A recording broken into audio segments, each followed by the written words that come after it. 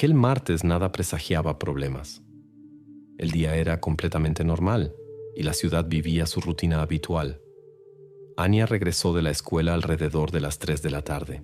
Su madre apenas la vio. Anya se cambió rápidamente, comió un yogur al paso y salió nuevamente del apartamento. Por la tarde tenía clases de inglés, después de las cuales la niña usualmente iba directamente a casa. La ruta estaba automatizada y la madre siempre estaba tranquila. Nadie en la familia siquiera pensaba que pudiera ocurrir algo extraordinario.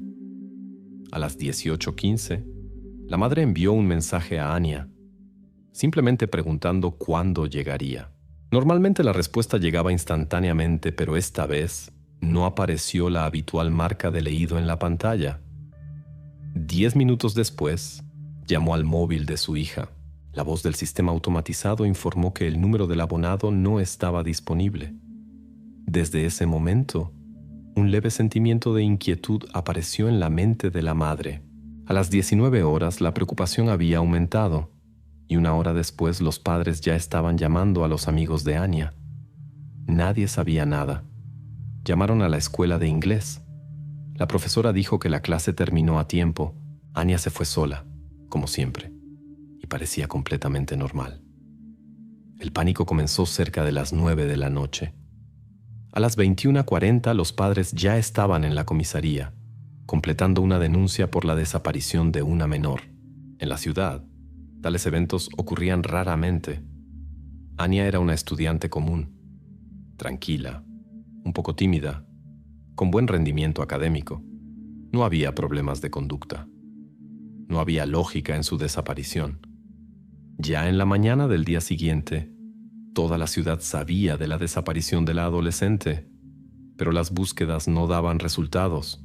Los policías trabajaban en diferentes versiones, estudiaban las cámaras de vigilancia, hablaban con todos los que pudieran haber visto algo, pero era como si chocaran contra un muro de silencio e incertidumbre.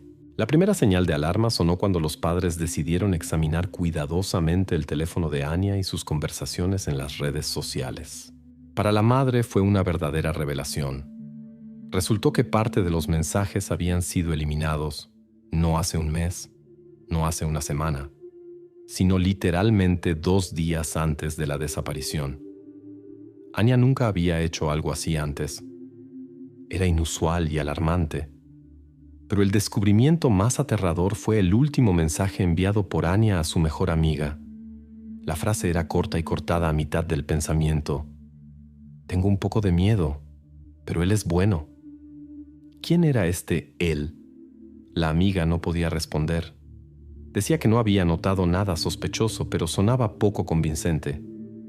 Mientras los padres intentaban comprender la situación, los oficiales de policía verificaban las rutas y las cámaras de vigilancia instaladas en el camino a casa. Todo fue inútil. Era como si Anya hubiera desaparecido en pleno centro de la calle en pleno día. Parecía que nadie la había visto subirse a un coche o hablar con un desconocido.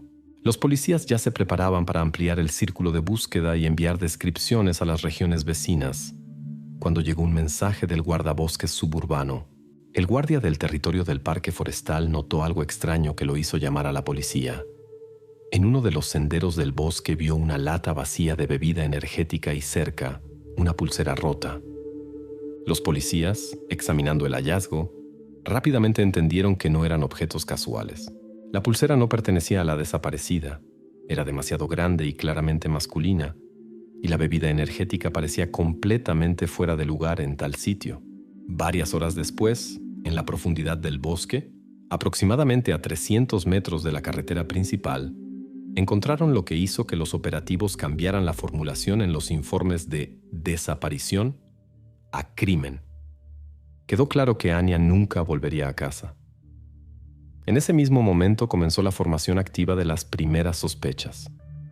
El primero en ser cuestionado fue un compañero de clase de Anya llamado Maxim. Los policías notaron inmediatamente que Maxim mostraba un claro interés en ella. Le escribía mensajes. Frecuentemente daba me gusta a todas sus fotos y comentarios. Pero el día de la desaparición de Anya, Maxim inesperadamente no asistió a la escuela. Las razones de su ausencia nadie podía explicarlas. Los policías visitaron el apartamento donde Maxim vivía con sus padres. A primera vista todo parecía normal. El adolescente estaba notablemente nervioso, pero esto podía atribuirse al estrés. Sin embargo, durante una inspección superficial de la habitación de Maxim, los policías inesperadamente encontraron un objeto personal de Anya, un pequeño cuaderno con su letra. Maxim claramente se desconcertó. No pudo explicar de dónde lo tenía, e intentó afirmar que no sabía ni había hecho nada. Pero la policía no se apresuró a sacar conclusiones. También surgieron preguntas sobre el padrastro de Anya. Su comportamiento desde el principio causó tensión entre los operativos. El hombre estaba excesivamente agitado. Fue el primero en ofrecerse a ayudar en la búsqueda, pero más tarde no pudo explicar claramente su ubicación exacta durante las horas en 1911 que desapareció su hijastra. Tuvo que cambiar su testimonio varias veces, lo que solo intensificó las sospechas de la policía.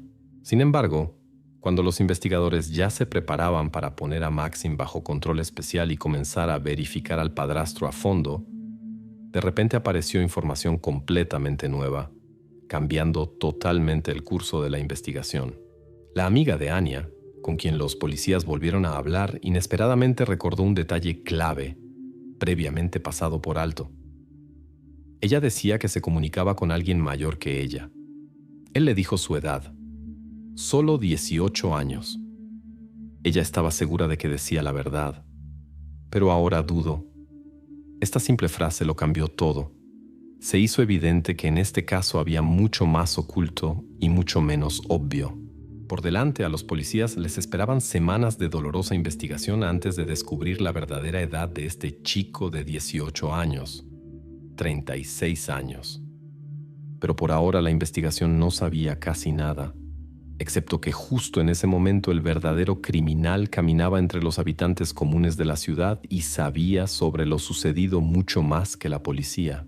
Y hasta el momento en que los verdaderos detalles de la tragedia salieran a la superficie, aún quedaba demasiado lejos. La aparición de nueva información cambió instantáneamente la dirección del trabajo del grupo de investigación. Los policías, que hace apenas unas horas estaban casi seguros de la implicación de Maxim, cambiaron bruscamente su enfoque hacia la identidad de la persona desconocida de la red. La tarea prioritaria se convirtió en intentar restaurar las conversaciones eliminadas en las redes sociales de Anya, ya que allí, aparentemente, se escondían las respuestas a las preguntas más importantes. Resultó que Anya utilizaba activamente varias redes sociales. Además del conjunto estándar de aplicaciones instaladas en el teléfono de cualquier adolescente de su edad, tenía perfiles en plataformas menos comunes. Esto complicó la tarea de los criminólogos, pero fue precisamente en una de estas aplicaciones poco visibles donde los policías descubrieron el primer eslabón clave. Allí, entre los habituales diálogos cortos con amigos y compañeros de clase, había una correspondencia con un usuario llamado Kirill Smirnov. El perfil parecía típico para un chico de 17-18 años. Una cantidad mínima de fotos, una general de espaldas, un par de citas comunes tomadas de la red. Sin embargo, los especialistas técnicos rápidamente identificaron inconsistencias. Resultó que las fotografías de Kirill fueron tomadas de fuentes abiertas en Internet y el perfil mismo había sido creado apenas 3 meses antes del incidente. Evidentemente, la correspondencia se llevaba a cabo desde una cuenta falsa, cuyo objetivo era engañar. Los investigadores entendían claramente que Kirill Smirnov en realidad no existía. Estaban tratando con una manipulación, cuidadosamente planificada y ejecutada por una persona que era plenamente consciente de las consecuencias de sus acciones. Los expertos forenses gradualmente restauraban cada palabra de la correspondencia, cada mensaje eliminado. El trabajo avanzaba lentamente, pero daba resultados. Al principio la comunicación era banal, desprovista de signos peligrosos. El usuario, que se hacía llamar Kirill, mostraba simple atención humana. Preguntaba sobre los estudios, apoyaba en situaciones conflictivas con amigas, se interesaba por sus aficiones. Pero después de varias semanas en los diálogos comenzaron a aparecer cambios preocupantes. El desconocido gradualmente llevaba las conversaciones a temas personales, tanteando cuidadosamente los límites. Al principio hacía preguntas neutrales sobre la familia, problemas domésticos, planes de vida. Con el tiempo, la confianza de Anya aumentaba y ella misma comenzó a compartir con Kirill preocupaciones que no contaba ni siquiera a sus amigos cercanos. Los especialistas técnicos veían claramente cómo metódicamente él la llevaba a crear una ilusión de cercanía y confianza.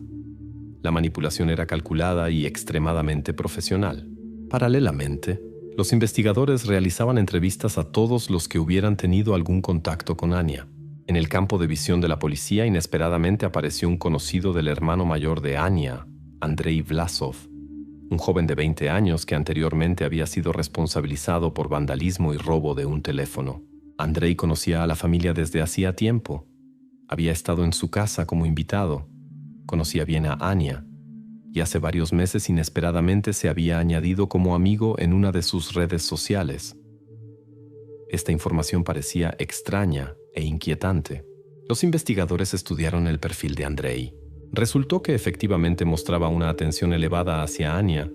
Regularmente daba me gusta a sus fotos y dejaba comentarios, pero, a diferencia del compañero de clase Maxim, lo hacía de manera más cuidadosa y cautelosa. La atención de la policía se intensificó cuando en las conversaciones restauradas se descubrió un breve intercambio de mensajes entre Andrei y Anya. En los mensajes, Andrei le proponía reunirse en secreto para discutir una cuestión importante cuyos detalles no se revelaban. En la correspondencia, él le pedía que no le dijera nada a su hermano para no levantar sospechas. Esto parecía extremadamente sospechoso. Los operativos no perdieron tiempo. Detuvieron a Andrei para interrogarlo con rigor. Durante el interrogatorio estaba claramente nervioso y se confundía en sus declaraciones. Al principio afirmaba que no había tenido comunicación alguna con Anya. Luego reconocía la correspondencia, pero aseguraba que no se había producido ningún encuentro. Cuando le presentaron pruebas directas de su conversación, Andrei cambió su posición, declarando que quería hablar con ella sobre problemas personales de su hermano. Las declaraciones sonaban poco convincentes y los investigadores estaban seguros de que ocultaba algo importante.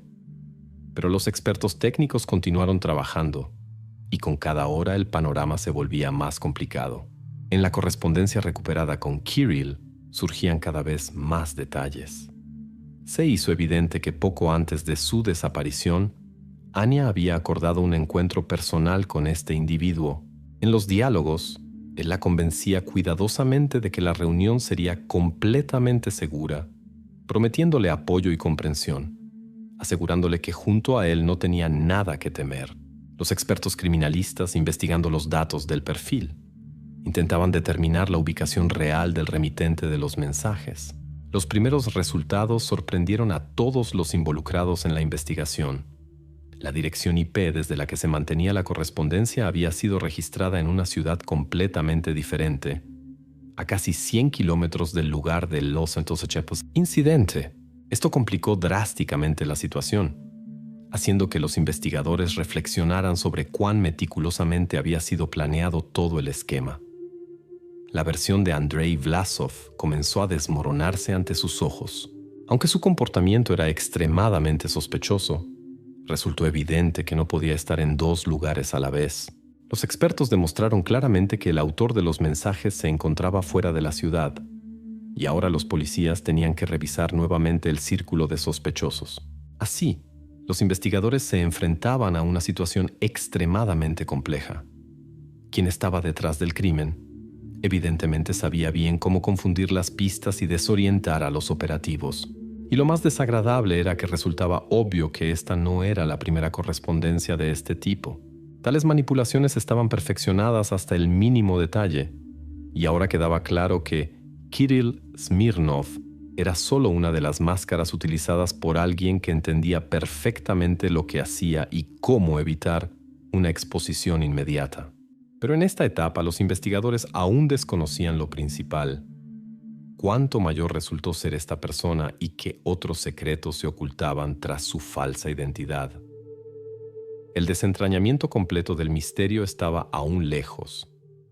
Los expertos criminalistas rápidamente establecieron la ubicación exacta de la dirección IP desde la que se mantenía la correspondencia en nombre de Kirill Smirnov. La dirección resultó estar vinculada a un apartamento en uno de los barrios antiguos de la ciudad vecina. Este lugar inmediatamente atrajo la atención de los operativos. El distrito era considerado conflictivo. Viejos edificios de 5 pisos, muchos apartamentos vacíos y residentes locales que generalmente evitan el contacto innecesario con las fuerzas del orden. Ya para la tarde, un grupo de policías se dirigió al lugar. La puerta del apartamento indicado por los expertos fue abierta por un hombre de aproximadamente 35 años que se presentó como Igor Semyonov. Inicialmente, recibió con calma la visita de la policía, pero al escuchar el motivo por el cual querían hablar con él, se puso visiblemente nervioso. Los policías sintieron inmediatamente que habían dado en el blanco. En el apartamento de Igor reinaba el desorden, ropa esparcida por todas partes, botellas vacías de cerveza y platos sin lavar en la cocina. Sobre la mesa había una computadora portátil, que los operativos confiscaron inmediatamente para una verificación posterior. El hombre claramente no estaba preparado para tal desarrollo de los acontecimientos.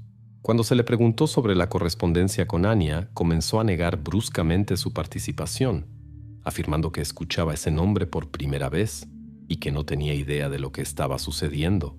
Sin embargo, la verificación de los antecedentes de Igor mostró que no era tan inofensivo como quería parecer. Tenía varios arrestos policiales por infracciones menores, vandalismo, peleas, amenazas a una exnovia.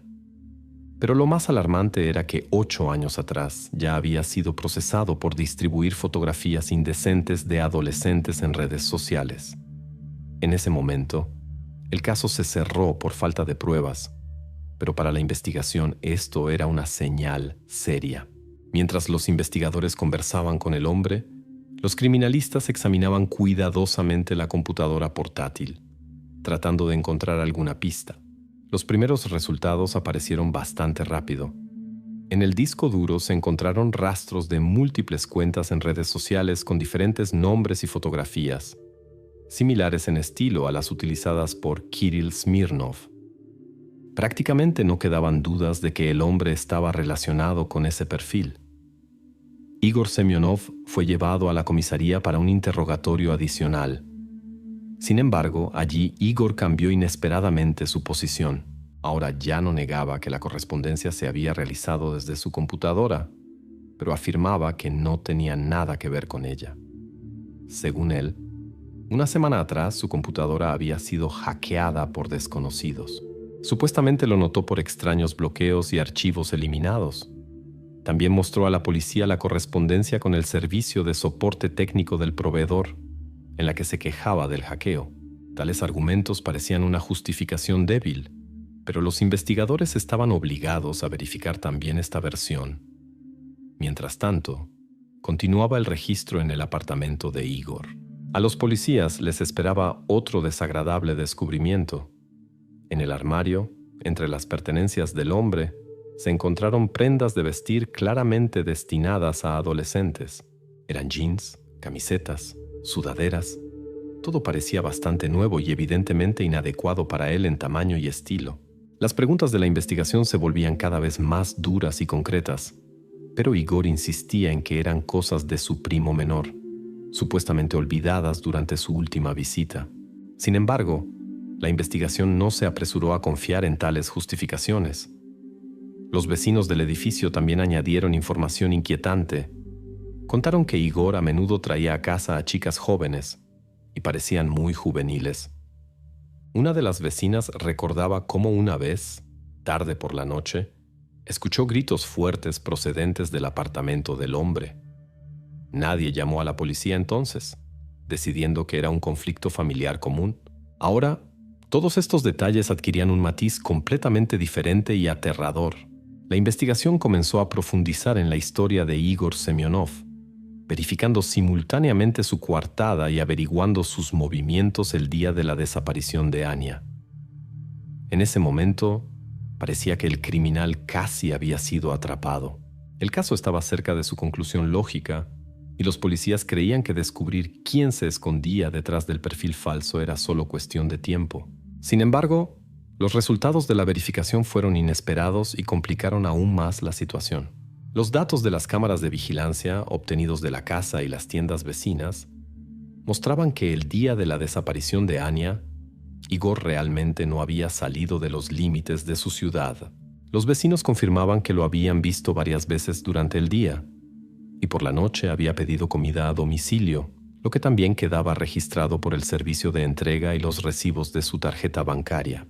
Además, la dirección IP del ordenador de Igor, desde el que se envió la mayoría de los mensajes, solo se utilizó por la mañana el día del crimen. Después de eso, la correspondencia se realizó desde otro dispositivo y otra geolocalización, lo que los expertos establecieron por las huellas digitales. Esto significaba solo una cosa. A pesar de todas las sospechas y pruebas encontradas, Igor Semyonov físicamente no podía estar presente en el lugar del crimen. Realmente estaba en otra ciudad y no tenía forma de llegar al bosque donde posteriormente se encontró a Anya. Este descubrimiento destruyó por completo la versión ya prácticamente formada. La policía se vio obligada a reconocer que Igor, a pesar de su pasado claramente sospechoso y los objetos encontrados en su apartamento, no podía haber cometido el crimen por sí mismo. La investigación llegaba a un callejón sin salida, y los investigadores se encontraban nuevamente ante la tarea de encontrar a quien estuvo directamente cerca de Anya el día de su desaparición. Pero la conclusión principal y aterradora era evidente. Alguien más, mucho más cauteloso y astuto, seguía en libertad, escondiéndose tras una dirección IP ajena, un perfil ajeno y un nombre ajeno. Y esta vez la investigación no podía permitirse ni un solo error. Después de que la versión de Igor Semyonov se derrumbara por completo, los operativos se vieron obligados a volver atrás, al mismo comienzo de los acontecimientos, para entender por qué el entorno de Anya no notó cuán peligrosa se había vuelto su comunicación en la red. Para ello, los policías comenzaron a hablar repetidamente y con más atención con sus allegados y profesores, tratando de captar detalles que se pasaron por alto la primera vez. Los padres de Anya, Elena y Pavel, admitieron que últimamente el comportamiento de su hija había cambiado. Se volvió notablemente más callada y silenciosa, comenzó a encerrarse en su habitación, evitando la comunicación incluso con sus familiares. Pero no había nada sorprendente en esto. La familia lo atribuía a la difícil edad adolescente de la que tanto se habla. Elena recordaba que, cuando intentaban hablar con Anya sobre lo que estaba pasando, ella siempre respondía lo mismo. «Todo está bien, mamá. Solo estoy cansada». Pavel admitió que le preocupaba mucho que Anya comenzara a evitar las cenas familiares y en general tratara de aparecer menos ante sus padres, pero lo explicaba como el deseo normal de un adolescente de tener espacio personal. Según los padres, no hubo otras señales de alarma que pudieran indicar algo serio. Sin embargo, los investigadores estaban seguros de que debían existir signos que pudieran indicar la presencia de un problema. Para una comprensión más profunda de la situación, llamaron a los profesores de la escuela donde estudiaba Anya para una conversación. La conversación con la tutora rápidamente dio los primeros resultados. La profesora contó que en los últimos meses Anya había comenzado a faltar a algunas clases. Sus ausencias eran irregulares, pero se repetían con cierta periodicidad. Además, la que normalmente era una estudiante excelente y responsable no proporcionaba ninguna explicación. Simplemente pedía que la marcaran en el registro por circunstancias familiares. Los padres, como se descubrió más tarde, estaban absolutamente ajenos a esto. A la pregunta de por qué la escuela no informó a los padres, la profesora simplemente se encogió de hombros, diciendo que Anya siempre había sido diligente y educada, y por eso no quería crear alarma innecesaria. La escuela simplemente hacía la vista gorda, considerando sus ausencias un episodio insignificante relacionado con algún problema familiar o personal del adolescente. Solo ahora quedaba claro que esto fue un grave error. Los operativos continuaron trabajando con el entorno de Anya y pronto descubrieron que poco antes de su desaparición había tenido un serio conflicto con su mejor amiga Cristina. Esta circunstancia inmediatamente despertó nuevas sospechas en la investigación. Cristina tenía la misma edad que Anya y parecía debería saber más que otros sobre todos sus problemas y preocupaciones. En la conversación personal con la policía, Cristina al principio negó la existencia de un conflicto, pero pronto admitió que habían tenido una seria discusión apenas una semana antes de la desaparición de Anya. El motivo fue una conversación en las redes sociales. Cristina descubrió que Anya estaba hablando con un chico desconocido, pero pensó que su amiga simplemente buscaba aventuras. Intentó advertirle sobre el posible peligro, pero Anya cortó bruscamente la conversación, acusando a su amiga de envidia e intentar arruinar su vida personal. Los policías se preguntaron si Cristina podría haber ocultado información importante simplemente por resentimiento hacia su amiga. Su comportamiento durante los interrogatorios se volvía cada vez más nervioso, y finalmente la chica confesó que sabía más de lo que había dicho inicialmente. Mostró a los investigadores varios mensajes que Anya le había enviado antes de su desaparición, en los que se mencionaba a cierto Kirill, y admitió que había callado esto por temor a ser acusada de inacción. Los agentes volvieron a revisar el teléfono de Anya, estudiando cada mensaje y cada contacto. Llamó la atención un nuevo detalle importante, previamente pasado por alto por los expertos. En la carpeta eliminada del teléfono se encontró un breve video grabado por la propia Anya poco antes de que se perdiera el contacto con ella. En el video, Anya se encontraba en un lugar que parecía el vestíbulo de un edificio residencial. La iluminación era tenue, lo que dificultaba determinar claramente el lugar. Al parecer, ella misma estaba grabando el video sosteniendo el teléfono con el brazo extendido. Se veía tensa y ligeramente nerviosa, arreglándose el cabello de vez en cuando. De fondo se escuchaba el sonido de las puertas del ascensor abriéndose, como si estuviera esperando a alguien. Su voz sonaba baja, casi en un susurro, pero las palabras eran claras e hicieron que los agentes se tensaran aún más. Espero que seas tan amable como en internet. En ese mismo instante, el video se cortaba. Quedó claro que precisamente en esos minutos ella se encontraba con quien hasta ahora permanecía desconocido, pero cuya influencia ya le había costado la vida. Este video se convirtió en una prueba importante, confirmando el hecho de un encuentro real con el desconocido. Pero aparte de confirmar el encuentro, no daba ninguna pista sobre su identidad. La cara de la persona a quien Anya esperaba no apareció en el encuadre, y esto no permitía avanzar en la investigación por el momento. La policía se daba cuenta de lo poco que se había hecho antes de la tragedia para reconocer las señales de peligro que la adolescente intentaba ocultar de todos. Los investigadores sintieron nuevamente cuán bien planificadas habían sido las acciones del criminal. Él enmascaraba cuidadosamente cada paso y sabía cómo hacer que la víctima mantuviera todo en secreto. Solo quedaba continuar el trabajo, reconstruyendo paso a paso los eventos de aquel día y acercándose al momento en que la identidad de quien estaba detrás de toda esta tragedia se volvería evidente para todos.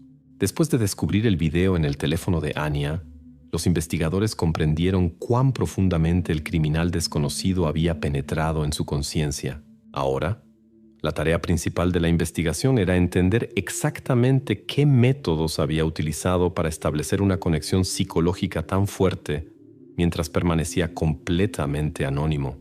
Los expertos forenses estudiaron una vez más en detalle todo el conjunto de conversaciones recuperadas, comparando los mensajes por fechas y horas. Se hizo evidente que Kirill Smirnov iniciaba la comunicación con extrema cautela y neutralidad. Al principio de la comunicación no había nada que pudiera despertar sospechas en Anya. Conversaciones simples, cotidianas sobre la escuela, el cine y la música, gradualmente pasaron a temas más personales, como problemas familiares, relaciones con amigos y complejos personales. El análisis mostró que cada palabra había sido cuidadosamente pensada. El desconocido nunca se apresuraba ni mostraba insistencia. Por el contrario, constantemente enfatizaba su comprensión y simpatía hacia los problemas de Anya, presentándose como un compañero de su edad con experiencias de vida similares. Sentía perfectamente los momentos de sus dudas y siempre daba exactamente los consejos que la chica quería escuchar. Así, paso a paso, semana tras semana, gradualmente ganaba su completa confianza. Los policías consultaban con psicólogos, quienes confirmaron que este tipo de comportamiento es un ejemplo clásico de manipulación psicológica. El criminal sentía perfectamente el estado emocional de la adolescente, dirigía cuidadosamente las conversaciones hacia donde necesitaba, sin nunca apresurar los acontecimientos. Utilizaba técnicas de reflejo. Decía exactamente lo que Anya necesitaba escuchar. Se adaptaba a su estado de ánimo, problemas y sueños. La joven, que hasta ese momento se consideraba incomprendida por los demás, de repente encontró a alguien que la entendía completa e incondicionalmente. Esto explicaba por qué Anya estaba segura de la completa seguridad del encuentro próximo y no se lo contó a nadie. Ella realmente creía que la persona que iba a conocer en la realidad era tan amable y atenta como en la red.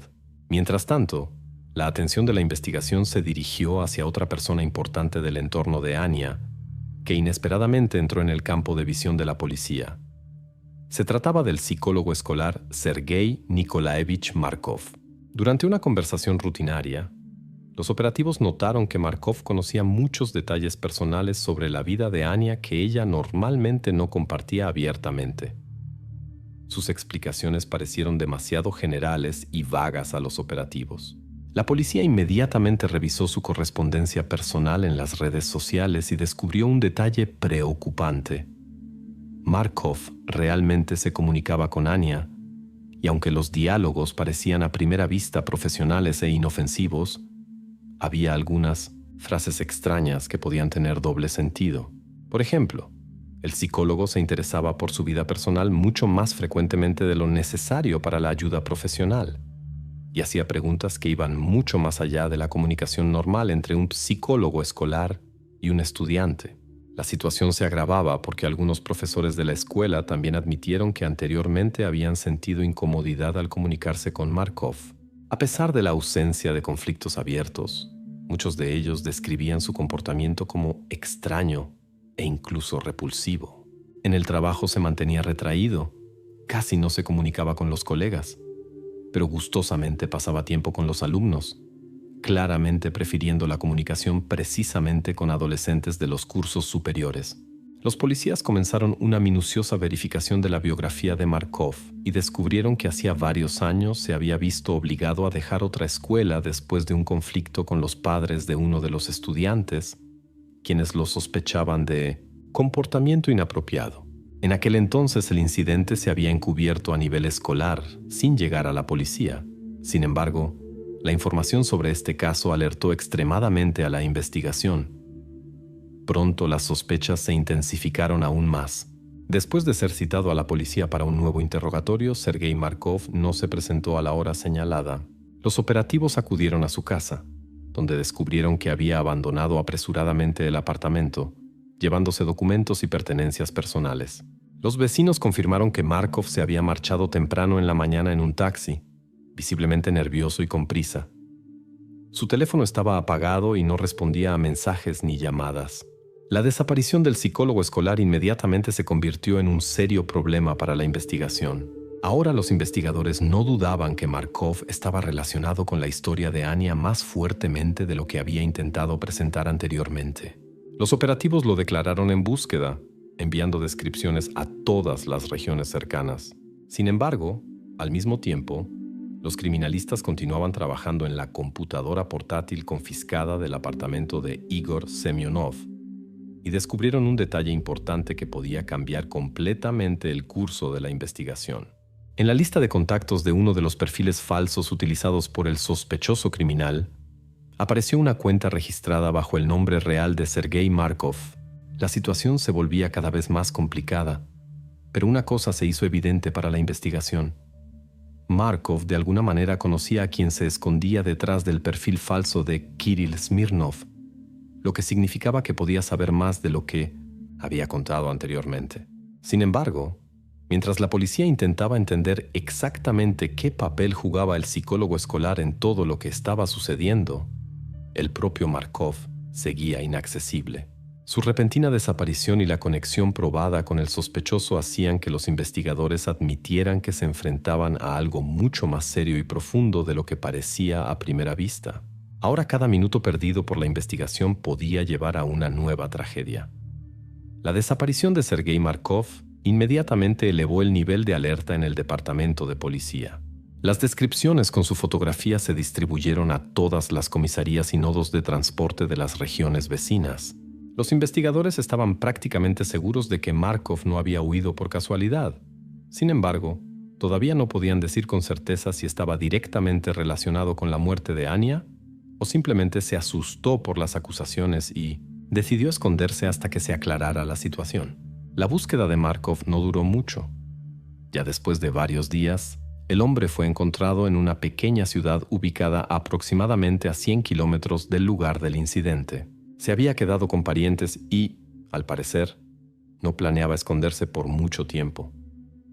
Durante la detención, Markov no ofreció resistencia y parecía más desconcertado que asustado. Inmediatamente declaró a los investigadores que se había marchado por razones personales que no tenían nada que ver con la investigación. En el interrogatorio, Sergei Markov contó que había abandonado la ciudad debido a obligaciones de deuda agravadas, surgidas después de un intento fallido de iniciar su propio negocio.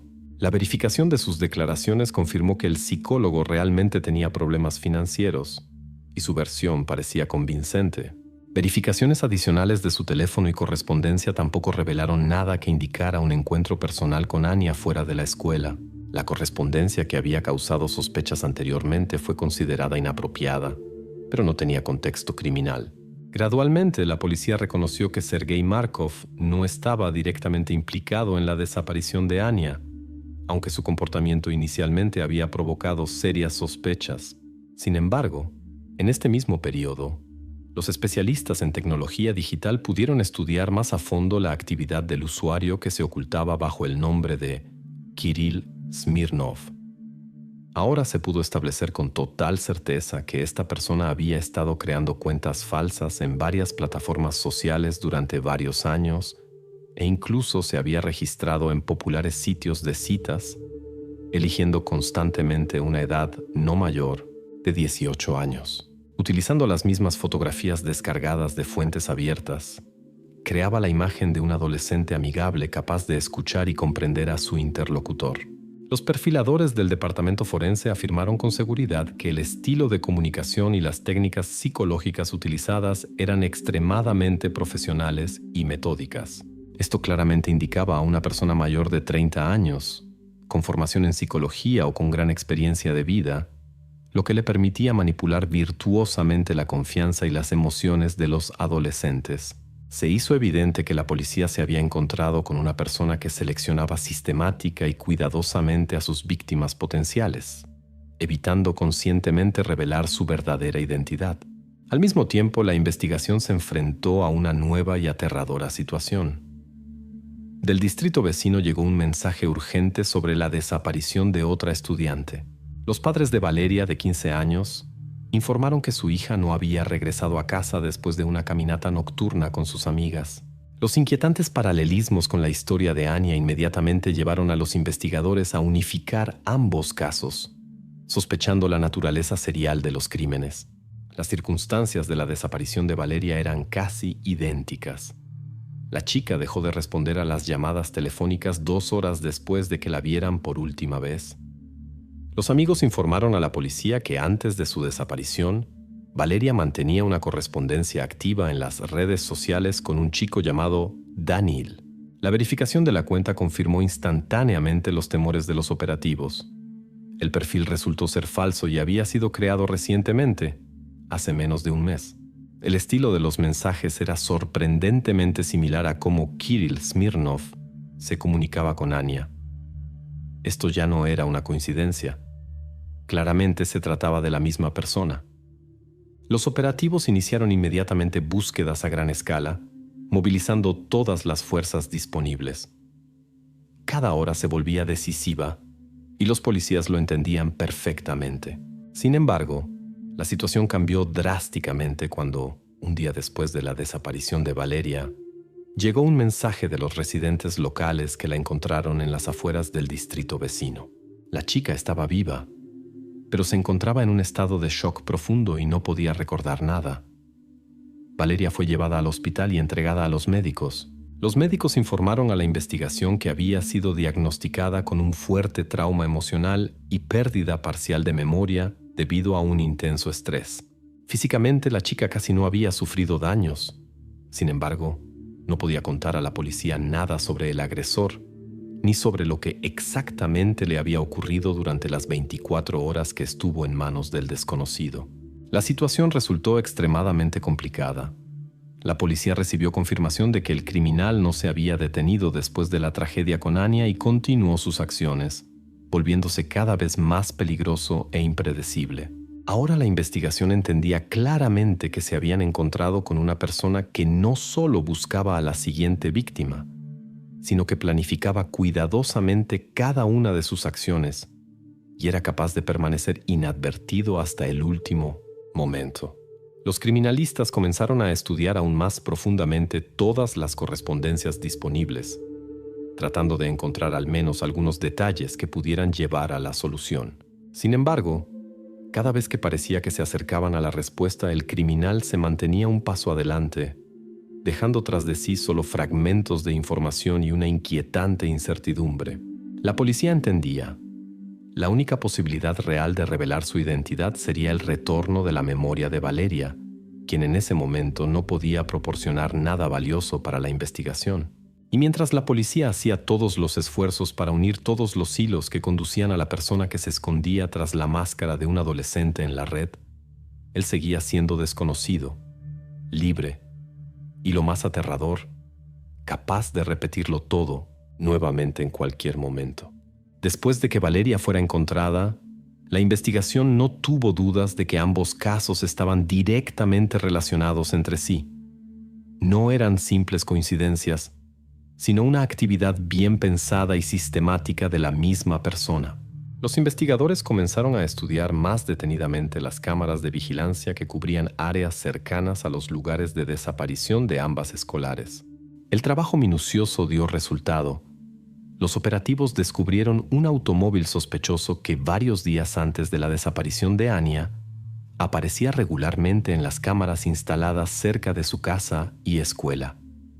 El coche, un sedán azul oscuro con una notable abolladura en el guardabarros derecho, se estacionaba regularmente cerca, y su conductor, un hombre de mediana edad, fue visto varias veces en las inmediaciones de la ruta por la que Anya regresaba a casa.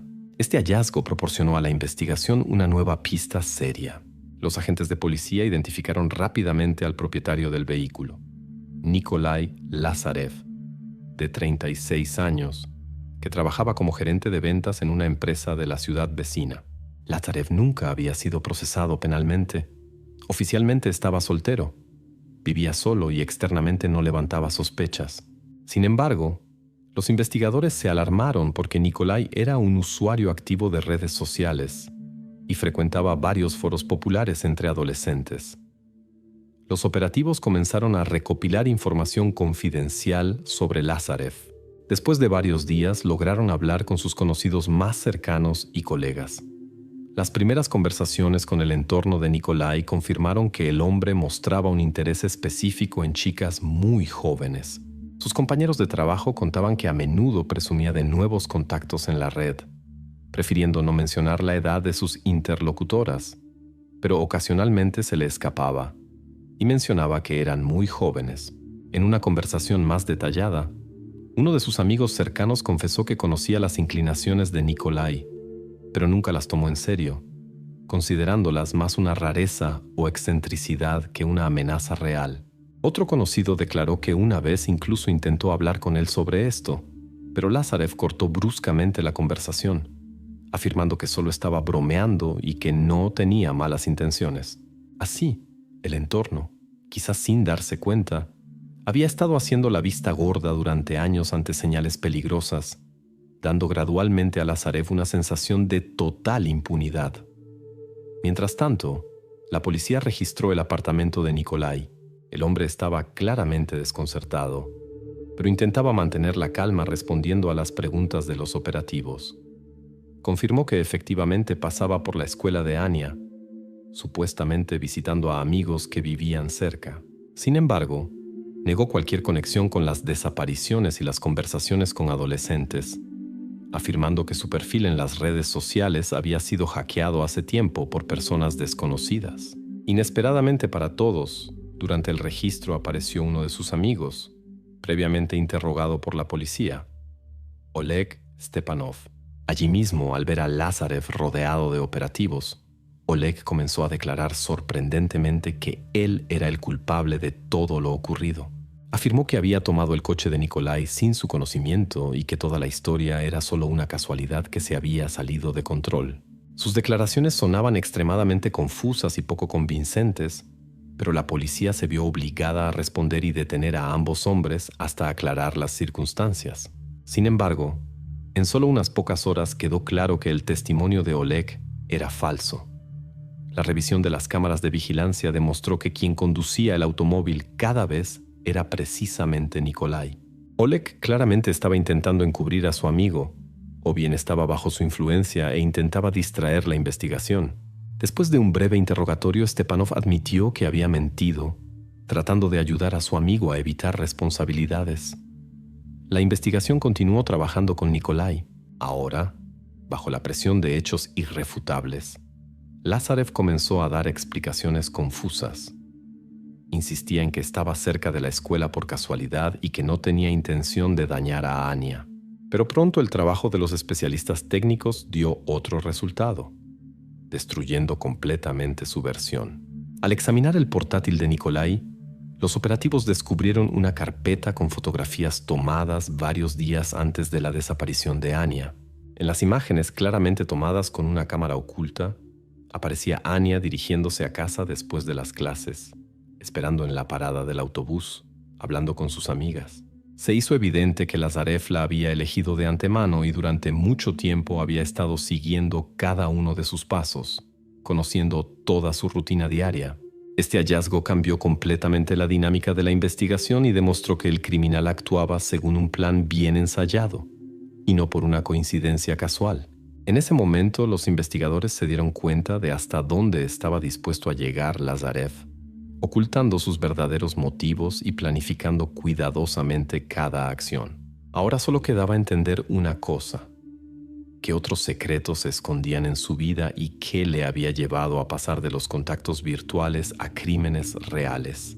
Los investigadores estaban seguros de que las respuestas estaban cerca, y pronto podrían revelar toda la verdad sobre quién era realmente Nikolai Lázarev y por qué había permanecido fuera de sospechas durante tanto tiempo, continuando libremente su terrible juego. Tan pronto como la investigación se acercó a Nikolai Lázarev y obtuvo pruebas irrefutables de su implicación, los acontecimientos comenzaron a desarrollarse rápidamente. A pesar de que la policía ya disponía de fotografías del portátil y grabaciones de las cámaras de videovigilancia, los investigadores aún no tenían derecho a anunciar oficialmente la resolución del caso hasta completar todos los procedimientos. Mientras tanto, Nikolai sintió la amenaza y comenzó a actuar. Esa misma tarde, los oficiales que vigilaban su casa informaron una noticia preocupante. Lázarev había desaparecido repentinamente del apartamento. La policía entró inmediatamente en el local y encontró allí signos de una salida apresurada. Los armarios estaban abiertos, efectos personales tirados en el suelo. La laptop había desaparecido con él. Lo más alarmante era que el sospechoso había logrado eliminar todos sus perfiles en redes sociales, destruyendo así otra posible prueba de su culpabilidad. La policía comenzó urgentemente operativos para establecer su paradero. El automóvil de Nikolai, previamente registrado en grabaciones, fue encontrado abandonado en las afueras de la ciudad. Los criminalistas examinaron minuciosamente el interior y el maletero, descubriendo rastros de sangre que fueron enviados inmediatamente para análisis. En pocas horas, los resultados del análisis confirmaron los peores temores. La sangre pertenecía precisamente a Ania. Ahora la investigación tenía esa prueba que vinculaba inequívocamente a Nikolai Lázarev con el crimen. Al mismo tiempo, la policía recibió información de que alguien había visto a un hombre con características similares subiendo a un autobús en la estación periférica, dirigiéndose a la región vecina. Los operativos comenzaron a rastrear todos los boletos comprados en las últimas horas, y las cámaras de vigilancia confirmaron que Nikolai efectivamente había dejado la ciudad y se dirigía a una zona donde la frontera con el país vecino estaba a solo unas horas de distancia. Mientras la policía conducía activamente la búsqueda, en el espacio mediático apareció inesperadamente información que complicó aún más la situación. En uno de los grupos regionales, alguien anónimamente informó que Nikolai Lazarev supuestamente había sido encontrado muerto en el territorio de un edificio abandonado en la ciudad vecina. El mensaje se difundió rápidamente por la red e incluso llegó a los noticieros vespertinos. Esta información inicialmente desorientó a los operativos, pero poco después de una verificación minuciosa se estableció que el mensaje resultó ser falso. Probablemente, su objetivo era intentar ganar tiempo para el fugitivo o confundir a la investigación. Sin embargo, la policía no cometió errores ni aflojó el control sobre los nodos de transporte. Todos los puestos fueron notificados de que el sospechoso estaba vivo, saludable e intentando abandonar el territorio del país. Los operativos involucrados en la operación estaban máximamente concentrados y entendían perfectamente el precio del error en esta situación. Mientras tanto, Nikolai Lazarev ya se encontraba en otra región, cambiando de transporte e intentando esconderse entre la multitud. Era cauteloso, evitaba las grandes ciudades y estaciones, tratando de no entrar en el campo visual de cámaras y policía. El hombre planeaba cuidadosamente su fuga, claramente entendiendo que lo buscaban por todo el país.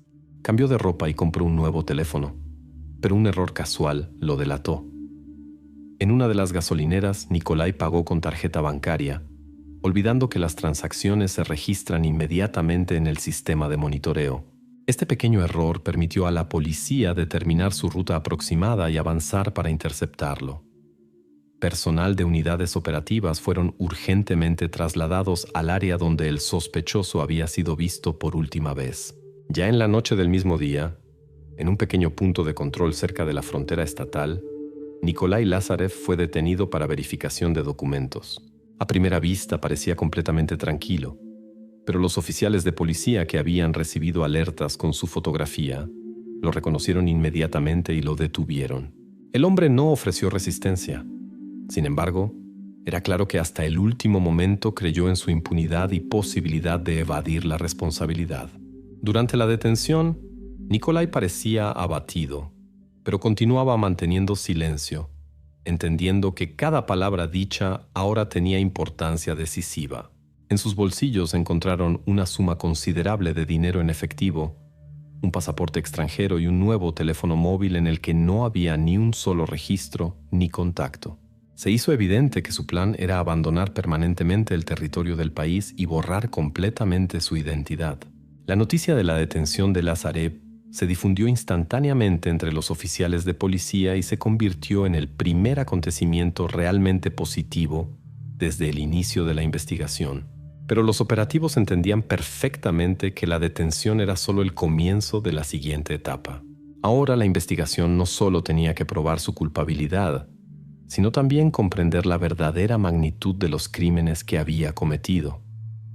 Mientras tanto, Nikolai fue trasladado de vuelta a la ciudad donde ocurrió la tragedia con Anya.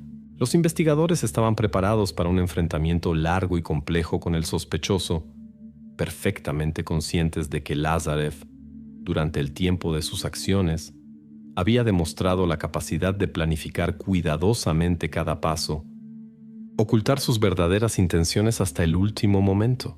Por delante quedaba la parte más difícil del trabajo: conseguir una confesión completa del sospechoso y revelar todos los detalles de lo que había intentado ocultar tan meticulosamente. La detención de Nikolai Lazarev, como resultó, fue solo el comienzo de la revelación de toda la horrible verdad. Ya en las primeras horas del interrogatorio, los investigadores descubrieron que su verdadero nombre no era Nikolai Lazarev, sino Alexei Grigoriev, un hombre de 36 años con un grave pasado criminal. Ya había sido procesado penalmente más de 10 años antes, acusado de un delito grave, pero entonces logró evitar un castigo serio debido a la falta de pruebas. Cuando los investigadores colocaron frente a Alexei los resultados de las pericias, fotografías y rastros digitales que no logró borrar completamente, el sospechoso rápidamente comprendió que negar lo evidente era inútil. Ya en el segundo día de interrogatorios, Grigoriev comenzó a dar sus primeras declaraciones, explicando sus acciones de manera fría y cínica. Sin el más mínimo signo de emoción, describió detalladamente cómo durante varios meses construyó metódicamente la confianza con Anya a través de las redes sociales, ocultando cuidadosamente su verdadera edad e intenciones reales. Alexei confesó que entendía perfectamente cuán vulnerable era un adolescente de esa edad ante la atención y los cumplidos de alguien mayor, pero aparentemente joven. Utilizando la imagen de Kirill Smirnov, de 18 años, mantuvo correspondencia con Anya de manera tan hábil que la joven nunca dudó de la veracidad de sus palabras. Todas sus dudas y temores los calmaba metódicamente, asegurándole que siempre estaría a su lado, apoyándola y comprendiéndola.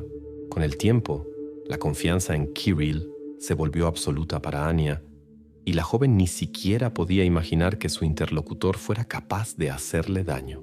Grigoriev explicó tranquilamente a los investigadores que el día y lugar de encuentro fueron elegidos por él de antemano y de manera premeditada.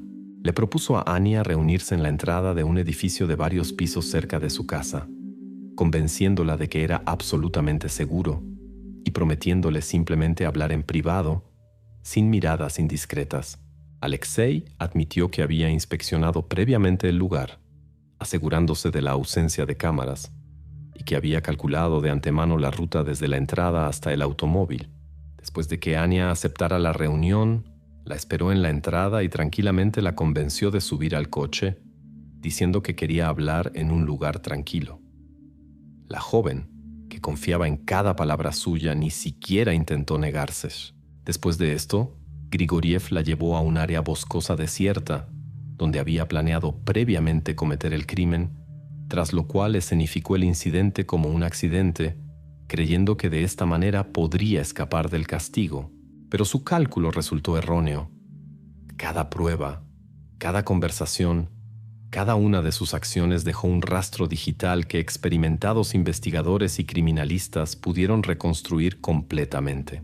El análisis de los datos digitales demostró su pleno conocimiento de la edad de Anya, así como confirmó que la había elegido y perseguido deliberadamente. En su portátil se encontraron decenas de otras conversaciones con adolescentes. Sin embargo, Anya, desafortunadamente, fue la primera en aceptar una reunión real. Durante toda la investigación, Alexei intentó justificarse diciendo que supuestamente no planeaba llevar el asunto a un final trágico, afirmando que todo sucedió por una tonta casualidad. Incluso intentó convencer a la investigación de que Anya misma había provocado la situación y que él supuestamente simplemente no pudo contener sus emociones. Sin embargo, al estudiar sus conversaciones y datos del teléfono, los investigadores encontraron pruebas de que el crimen había sido planeado de antemano. Los análisis digitales mostraron que varios días antes de la reunión, Alexei había buscado repetidamente en Internet información sobre cómo ocultar rastros de un crimen, así como rutas que permitieran abandonar la ciudad inadvertidamente después de lo cometido. El último intento del acusado de presentarse como víctima de las circunstancias fracasó completamente cuando los investigadores le presentaron datos de cámaras que registraron su comportamiento tranquilo después de cometer el crimen. En las imágenes se veía como Alexei, tranquila y seguramente, entraba en una gasolinera, compraba café y una bebida energética, luego regresaba al coche, sin siquiera intentar ocultar su rostro. Todas sus acciones eran absolutamente frías y mesuradas, desprovistas de cualquier agitación o preocupación. Cuando todas las pruebas fueron presentadas en el tribunal, Alexei Grigoriev perdió completamente la posibilidad de defenderse. Ya no podía referirse a la casualidad o a que supuestamente no era consciente de las consecuencias de sus acciones. El proceso judicial no duró mucho. La acusación disponía de suficientes pruebas irrefutables para declararlo culpable. Los padres de Anya lo vieron por primera vez en el banquillo de los acusados, pero el hombre no levantó la mirada, permaneciendo externamente indiferente a lo que sucedía. Al final, el tribunal dictó a Alexei Grigoriev la sentencia máxima posible prevista por la ley para los delitos cometidos. Fue condenado y enviado a una colonia de régimen severo, donde tendría que pasar largos años. Sin embargo, la conciencia de su castigo no trajo consuelo a la familia de Anya.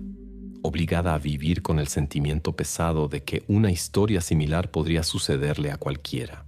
Los padres de Anya quedaron solos con la comprensión de que muchas personas a su alrededor ignoran diariamente las señales de alarma, atribuyéndolas a la edad adolescente, al cansancio o a problemas en la escuela. Los investigadores cerraron el caso, pero ninguno de los que participaron en la investigación olvidará jamás lo fácil y simple que es para una persona destruir la vida de otra, simplemente escribiendo algunos mensajes en las redes sociales. Esta historia no era única, no fue la primera y desafortunadamente no se convirtió en la última.